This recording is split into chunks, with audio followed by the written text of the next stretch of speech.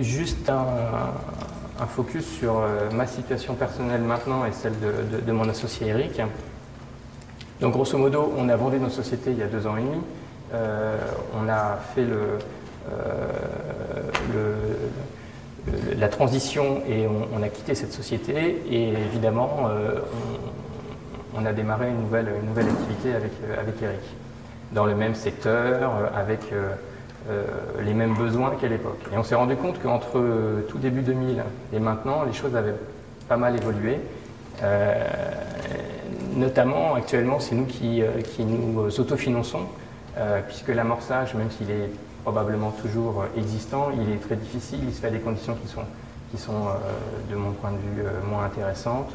Il y a toujours la possibilité pour certains d'entre vous qui sont intéressés de faire appel à des financements autres, type Love Money ou Business Angel, et qui à nos yeux sont un petit peu compliqués ou dangereux, dans le sens où c'est vrai que quand on demande de l'argent à sa famille et que le projet ne marche pas, je pense que les relations ne sont pas améliorées.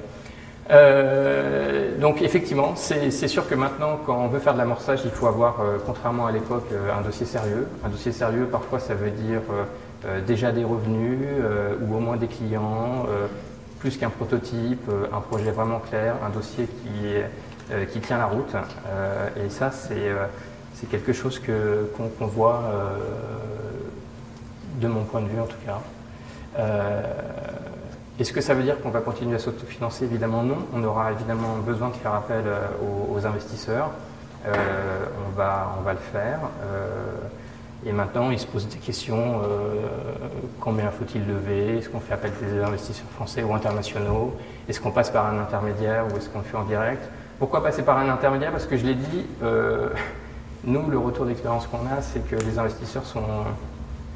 C'est normal, ils font un métier qui est difficile, c'est très risqué, ils essayent de se raccrocher à des choses qui ne sont pas forcément évidentes pour un entrepreneur. Et c'est vrai que quand on passe par un intermédiaire qui package son dossier et qui présente le business model explosif, même si tout le monde sait qu'à la fin il y aura un plan B, il faut quand même que le plan A il ait l'air beau.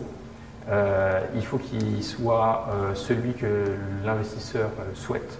Il y a des buzz, il y a des modes, ça change tout le temps et c'est de mon point de vue intéressant parfois de faire appel à ces leveurs qui maximisent le dossier et qui permettent de le mettre en forme comme le souhaite l'investisseur.